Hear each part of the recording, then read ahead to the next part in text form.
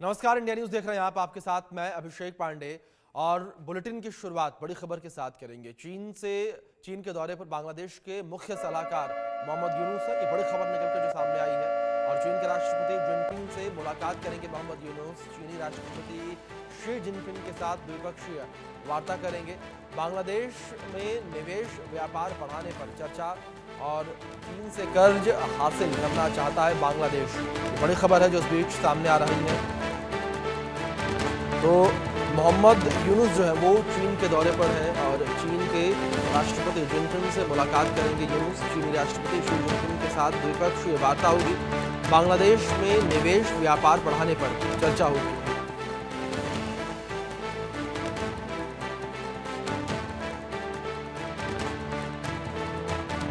तो ग्राफिक्स के माध्यम से भी कुछ जानकारी यहाँ पे पहुंचा देते हैं। जिनपिंग से भीख मांग रहा है यूनुस, जहां चीन के दौरे पर बांग्लादेश के मुख्य सलाहकार मोहम्मद यूनुस हैं।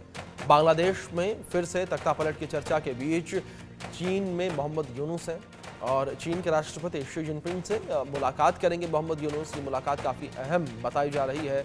चीनी राष्ट्रपति शी जिनपिंग के साथ द्विपक्षीय वार्ता करेंगे।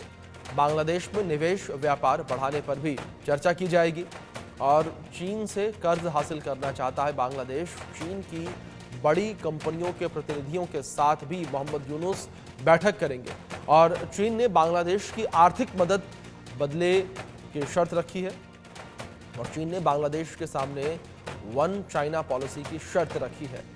बांग्लादेश की मजबूरी का फायदा चीन उठाना चाहता है और भारत से दूरी के बीच चीन की तरफ है यूनुस का झुकाव।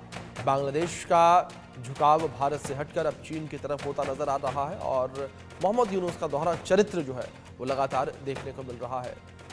तो इसी विषय पर बातचीत करेंगे। कुछ खास मेहमान हमारे साथ जुड़े हुए हैं। हमारे साथ retired group captain UK Devnath ji जुड़े हैं डिफेंस एक्सपर्ट के तौर पर। हमारे साथ प्रोफेसर मनोज कुमार जी जुड़े हैं, विदेशी मामलों के जानकार हैं। आप दोनों मेहमानों का बहुत स्वागत है इस चर्चा में। इस चर्चा की शुरुआत प्रोफेसर साहब मैं आपसे करना चाहूँगा। जिस तरीके से मोहम्मद यूनुस का एक चीन का दौरा है, किस तरह से इस दौरे को देखा जाए, क्योंकि जहाँ एक और मोहम्मद यूनुस जो है वो सामने आकर ये कहते हैं कि हम भारत से अपने रिश्तों को खराब नहीं करना चाहते, हम भारत के साथ अपने रिश्तों को बेहतर करना चाहते हैं, लेकिन दूसरी ओर मोहम्मद यूनुस चीन की शरण में जाते हैं, पाकिस्तान की शरण में जाते हैं।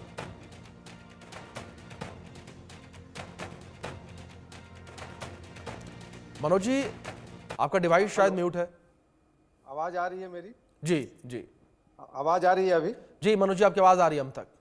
हाँ, देखिए अभिषेक जी, एक चीज हम लोगों को समझना होगा कि बांग्लादेश ने जो आज मोहम्मद यूनुस का जो ये स्टेप है, ये प्री प्लान्ड है। ऐसा कुछ नहीं है कि बस ये है कि आज पूरे वर्ल्ड पॉलिटिक्स में ये सामने दिख गया कि इनका मतलब चरित्र क्या है बांग्लादेश का। और खास करके जिस प्रकार से अभी बैंकॉक में मोदी से मिलने का समय मांग रहे थे। और देखिए फॉरेन पॉलिसी में या कूटनीति में बहुत ही पेशेंस का ध्यान रखा जाता है। और जिस प्रकार से बांग्लादेश की स्थिति है, वहां पे हर दिन प्रोटेस्ट हो रहा है। आप देखिए, आप याद कीजिए 5 अगस्त को 2024 में शेख हसीना के जाने के बाद जिस प्रकार से अंतरिम गवर्नमेंट के प्रशासक बने और उसके जाने के बावजूद भी वहां पे हर दिन प्रोटेस्ट ही हो रहा है। आप समझ सकते हैं कि आखिर वहां पे क्या क्या डिमांड है और किस तरीके की चीजें चल रही है। तो मुझे लगता है कि ये हम लोगों को समझना होगा, क्योंकि बांग्लादेश में जो स्टेक होल्डर्स है, खास करके चाइना का, पाकिस्तान का और इसके पहले जो बाइडेन सरकार का, और खास करके जॉर्ज सोरेज और डीप स्टेट का जो एक कंसेप्ट है, वो आज भी काम कर रहा है। तो आप जिस प्रकार से पाकिस्तान की जो स्थिति हम सब देख रहे हैं और भारत ने अभी जिस तरीके का वहां पे अप्रोच अपनाया है, आप समझ सकते हैं कि भारत के बिना बांग्लादेश का कुछ होने वाला नहीं है।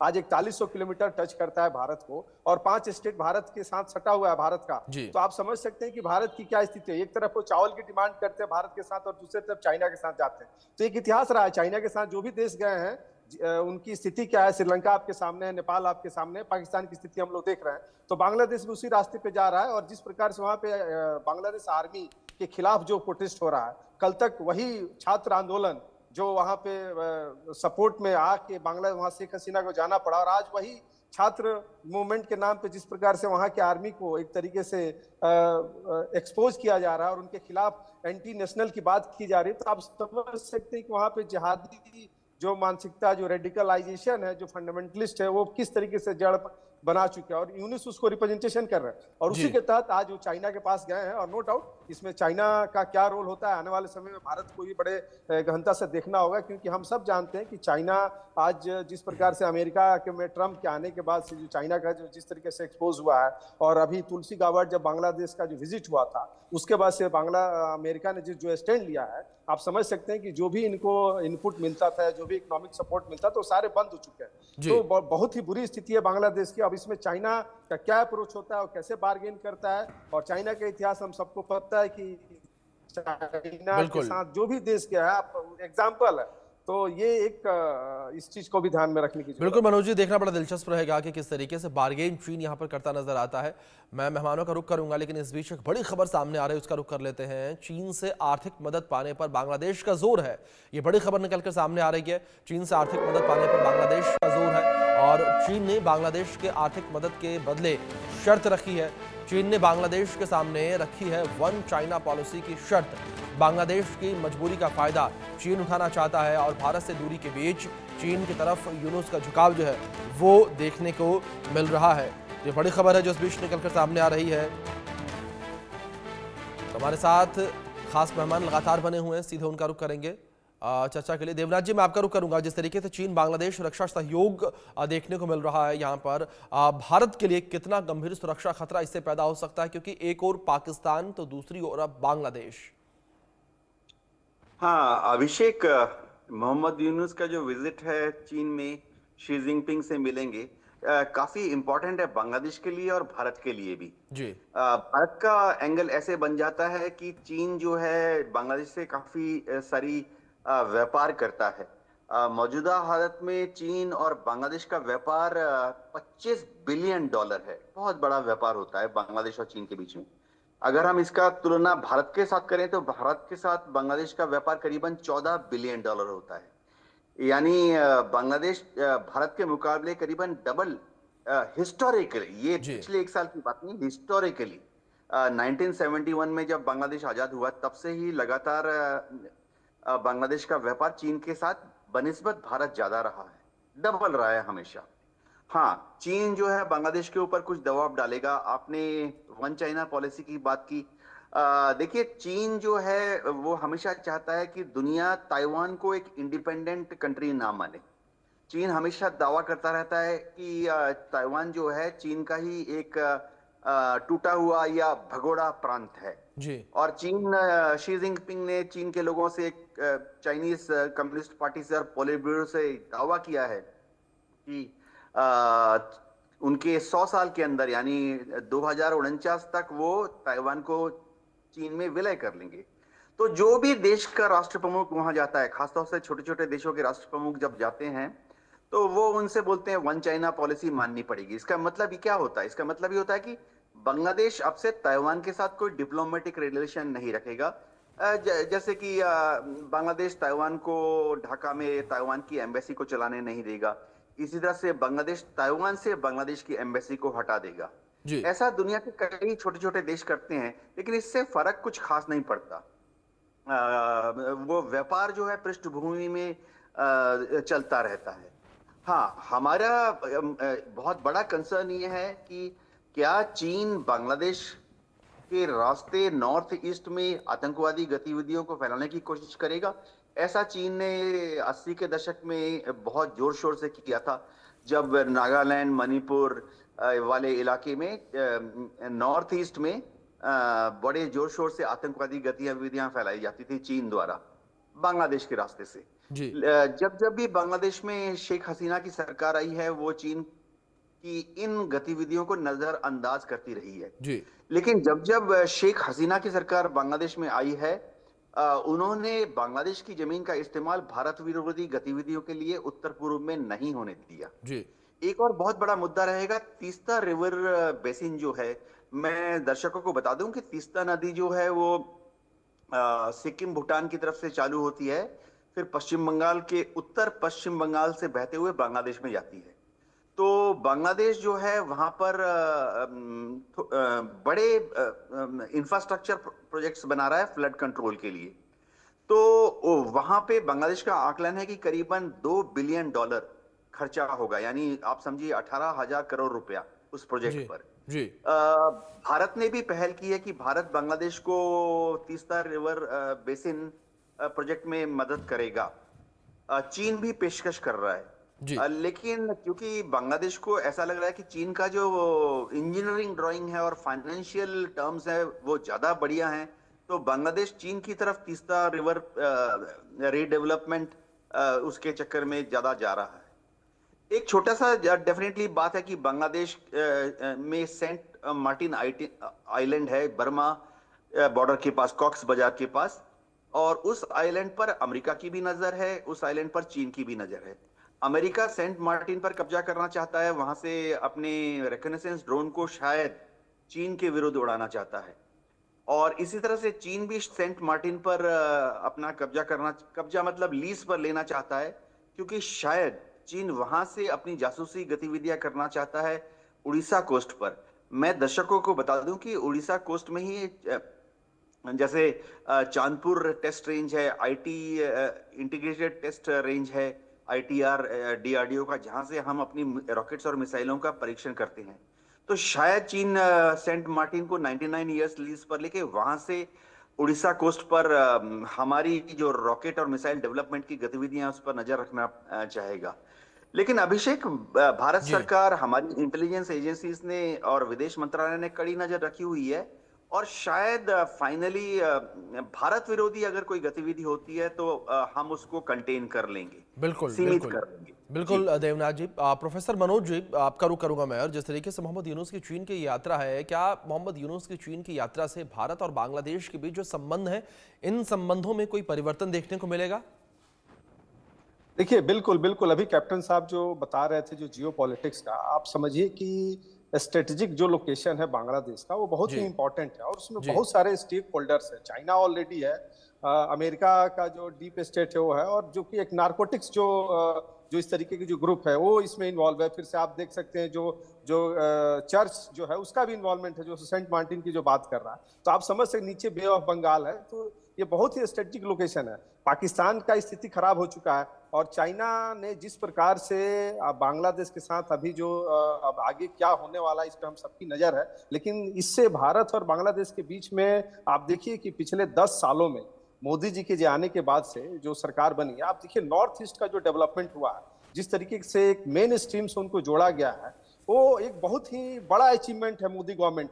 और मुझे लगता है कि इन 10 सालों में जिस प्रकार से वहां पे जो एंटी इंडियन स्टैंड को एस्टेब्लिश किया जाता था, उसमें चाइना की बड़ी ही अहम भूमिका होती थी। और खास करके जो रेडिकलाइजेशन जो थे, जो इस्लामिक कट्टरवाद के लोग थे, वो उसके जरिए से इन सब चीजों को करते थे। आज उस पर कहीं ना कहीं गहरा चोट पहुंचा है शेख हसीना के द्वारा। तो मुझे लगता है कि आज जिस प्रकार से आज मोहम्मद यूनुस वहां पे जो गए हैं, तो ऑब्वियसली चाइना ये चाहेगा कि हम उस एरिया में किस प्रकार से इंटरवेन करें। क्योंकि देखिए, और मैं अभी कैप्टन साहब ने बड़ी अच्छी बात की कि जी 1971 का इतिहास बांग्लादेश को याद रखना चाहिए, क्योंकि जिस प्रकार से भारत ने एक उसको सपोर्ट करके और इंडियन आर्मी ने जिस तरीके से उसको एक नया देश और उसको ओरिजिन किया, तो मुझे लगता है कि यही मौका है, जो चाहे वो चिकन नेक हो, और खास करके जो ये गुवाहाटी वाला जो एरिया है, जिस प्रकार से जिसको लेकर हमेशा जो कुछ समय हम ठीक नहीं कर पाए, तो अगर इस तरीके की चीजें चाइना का इंटरवेन बनता है, तो उसको भारत की जो सरकार और खास करके जो इंडियन आर्मी है वो सेटल करने में सक्षम है, और उसको कर भी लेना चाहिए। क्योंकि देखिए, ये बांग्लादेश चूंकि हम दोस्त और जो हमारा नेबर कंट्री है, और चूंकि भारत से ही निकला हुआ देश है, तो आप समझ सकते हैं कि हम उससे अलग नहीं जा सकते हैं। और जिस प्रकार का जो ज्योग्राफिकल लोकेशन है, किसी भी देश के संबंध में ज्योग्राफिकल लोकेशन बहुत ही इंपॉर्टेंट रोल प्ले करता है। और भारत और बांग्लादेश का जो एक ऐतिहासिक संबंध रहा है, आप देखिए शेख हसीना को उनको उसका टॉर्चर भी झेलना पड़ा, क्योंकि भारत और शेख हसीना का एक जी हिस्टोरिकल भी टाई अप रहा है। जो पॉलिटिकल सिस्टम है, जिस प्रकार से चाइना ने और अमेरिका ने शेख हसीना को एक दबाव बनाया कि भारत के खिलाफ काम करने के लिए, लेकिन उन्होंने कभी भी अपने धरती का यूज होने नहीं दिया। तो मुझे लगता है कि भारत इसमें मेजर रोल प्ले करेगा आने वाले समय में। और नो डाउट, देखिए आज पूरा वर्ल्ड का जो जियो पॉलिटिक्स है वो चेंज हो रहा है। आप देखिए पूरा वर्ल्ड एक तरीके से हर जगह पर डिस्टर्ब है। एक साउथ एशिया रीजन था जहां पे भारत से बड़े ही शांति तरीके से पिछले 10 सालों से काम कर रहा था, और इन सबको मदद भी कर रहा था। लेकिन आप देखिए हमारे बगल में पाकिस्तान की क्या स्थिति हो गई है, उधर बीएलए क्या कर रहा है, टीटीपी क्या कर रहा है, और बांग्लादेश में बेसिकली नेचुरल क्राइसिस नहीं है, बल्कि इसको, तो उसके पीछे इन सबका उद्देश्य भारत को कमजोर करना है। भारत में हम किस प्रकार से इंटरफेयर करें, जिसके माध्यम से बांग्लादेश आज के डेट में बड़ी ही मतलब एक तरीके से उसकी जो स्थिति है वो राजनीतिक दृष्टिकोण से और खास करके वहाँ का जो सिविलियन है, सबसे ज्यादा सफर वहाँ पे सिविलियन कर रहे हैं। आप देख सकते हैं कि वहाँ पे जो एक रिलीजियस एट्रोसिटी जो हो रही है, माइनॉरिटीज के खिलाफ हो रही है, वहाँ जो बुद्धिस्ट जो लोग हैं उनके ऊपर जिस तरीके से अटैक हो रहा है, तो कहीं ना कहीं बांग्लादेश को पूरी तरीके से एक्सपोज कर रहा है। और मुझे लगता है कि बांग्लादेश की जो आर्मी है वो सही समय पे सही डिसीजन लेगी। अभी जिस प्रकार से जो घटनाएं वहाँ पे हो रही है, जिस प्रकार से आर्मी ने पूरा लॉ एंड ऑर्डर अपने हाथ में ले लिया बिल्कुल है, मनोज जी, मुझे लगता है जाहिर कि तौर पर अब देखना बड़ा दिलचस्प होगा किस तरीके से भारत रिएक्ट करता है, किस तरीके से भारत की जो सुरक्षा रणनीति है उसमें बदलाव देखने को मिलता है इस यात्रा के बाद। फिलहाल आप दोनों मेहमानों का बहुत शुक्रिया जुड़ने के लिए और इन तमाम जानकारियों के लिए। आगे बढ़ेंगे, बड़ी खबर है ये, जहां बांग्लादेश के राष्ट्रीय दिवस पर पीएम मोदी का पत्र सामने आया है और पीएम मोदी ने बांग्लादेश को राष्ट्रीय दिवस की बधाई दी है। साझा इतिहास बलिदान है संबंधों की नींव, पीएम ने कहा। बांग्लादेश की स्थापना में भारत की भूमिका याद दिलाई। पीएम ने पत्र में बांग्लादेश मुक्ति संग्राम का जिक्र किया और 1971 के बांग्लादेश मुक्ति संग्राम का जिक्र पीएम ने किया है। आपसी संवेदनशीलता के महत्व पर जोर दिया और बिम्स्टेक शिखर सम्मेलन में दोनों नेता जो है शामिल होने जा रहे हैं। प्रधानमंत्री नरेंद्र मोदी ने बांग्लादेश के राष्ट्रीय दिवस पर बांग्लादेश के मुख्य सलाहकार मोहम्मद यूनुस को पत्र लिखकर बधाई दी और पीएम मोदी ने एक दूसरे के हितों और चिंताओं के प्रति पारस्परिक संवेदनशीलता के आधार के साथ मिलकर काम करने के महत्व को रेखांकित किया। ये घटनाक्रम दोनों नेताओं के थाईलैंड में बिम्स्टेक शिखर सम्मेलन में पहली बार आमने सामने आने के बमुश्किल एक सप्ताह पहले हुआ है। हमारे सहयोगी रैनिक दत्ता जुड़ गए हैं, उनका रुख करेंगे सीधे। रैनिक, जहां एक और बांग्लादेश का दोहरा चरित्र देखने को मिल रहा है, बांग्लादेश चीन की यात्रा पर जा रहा है, कई समझौते हो सकते हैं। दूसरी ओर प्रधानमंत्री नरेंद्र मोदी का इस बीच ये पत्र और इस पत्र के माध्यम से बांग्लादेश को याद दिलाना कि आपकी आज़ादी की लड़ाई भारत के बदौलत ही सफल हो पाई। हाँ, एकदम देखिए, एक तरफ बांग्लादेश की तरफ से चीन सफर किया जा रहा है, मोहम्मद यूनुस चीन सफर कर रहे हैं। दूसरी तरफ मोहम्मद यूनुस की तरफ से भी इस नेशनल डे पर, बांग्लादेश का नेशनल डे पर जो बयान दिया गया था, उस बयान में भी किसी भी तरीके से मुक्ति संग्राम का कोई जिक्र नहीं किया गया था। मुक्ति योद्धा का जिक्र किया गया था, मगर मुक्ति संग्राम में जिस तरीके से भारत का सहायता मिला था बांग्लादेश को, उसका कोई जिक्र नहीं किया गया था। ठीक इसी को याद दिलाते हुए भारत का प्रधानमंत्री की तरफ से ये चिट्ठी बोल सकते हैं, क्योंकि इस चिट्ठी पर एक तरफ जब बधाई दिया गया है, जो स्थापना दिवस है उस स्थापना दिवस का बधाई दिया गया है, ठीक उसी तरीके से 1971 में किस तरीके से भारत बांग्लादेश के साथ खड़े हुए थे, बांग्लादेश का स्थापना दिवस में भारत का भूमिका क्या है, वो भी मोहम्मद यूनुस को याद दिलाया गया है। एक हफ्ते बाद ही बांग्लादेश का प्राइम मिनिस्टर, चीफ एडवाइजर और भारत का जो प्राइम मिनिस्टर, दोनों आमने सामने होने जा रहा है मीटिंग में। और ठीक उसी के पहले ये स्थापना दिवस के अवसर पर जब भारत के प्राइम मिनिस्टर की तरफ से जो चिट्ठी भेजा गया है, इसको दो तरीके से देख सकते हैं। एक तरफ भारत और बांग्लादेश दोनों देशों के बीच में जो रिलेशन पहले दिन से था, यानी 1971 से जिस तरीके से भारत और बांग्लादेश का एक बॉन्डिंग था, उस बॉन्डिंग को चीफ एडवाइजर मोहम्मद यूनुस को याद दिलाना, ये एक तरीके से देख सकते हैं। दूसरी तरफ मोहम्मद यूनुस कप्तान में आने के बाद से, बांग्लादेश में वो जिम्मेदारी लेने के बाद से जिस तरीके का मूवमेंट मोहम्मद यूनुस का था, जिस तरीके से भारत के खिलाफ में मोहम्मद यूनुस का एक साजिश सामने आ रहा था, उसी जगह को मिटाने के लिए, उसी जगह को याद दिलाने के लिए कि भारत के साथ दुश्मनी नहीं, भारत दोस्ती के लायक है, ये याद दिलाने के लिए भी ये चिट्ठी हो सकता है। क्योंकि एक तरफ अब देखेंगे कि जिस टाइम पर प्राइम मिनिस्टर की तरफ से ये चिट्ठी भेजा गया है, उस टाइम पीरियड पर मोहम्मद यूनुस का सफर होगा चाइना पर। ये चाइना सफर में जब मोहम्मद यूनुस जा रहा है, भारत में ना जाकर, भारत के साथ कोई रिलेशन बॉन्डिंग ना करके, जब वो चाइना के साथ जब रिलेशन बॉन्डिंग करने के लिए जा रहा है, ठीक उसी टाइम पर भारत के प्राइम मिनिस्टर की तरफ से बांग्लादेश को याद दिलाने का ये चिट्ठी बोल सकते हैं, जिस चिट्ठी पर 1971 में किस तरीके से भारत बांग्लादेश के साथ खड़े होकर बांग्लादेश का ये स्थापना दिवस को एक महत्वपूर्ण तैयार करते हैं। बांग्लादेश तैयार हुआ था, इसका याद दिलाना भारत के प्राइम मिनिस्टर की तरफ से ये बहुत ही सिग्निफिकेंट है बोल सकते हैं। और जी। एक हफ्ते बाद ही सम्मेलन में दोनों आमने सामने हो सकता है, मोहम्मद यूनिस और प्राइम मिनिस्टर नरेंद्र मोदी।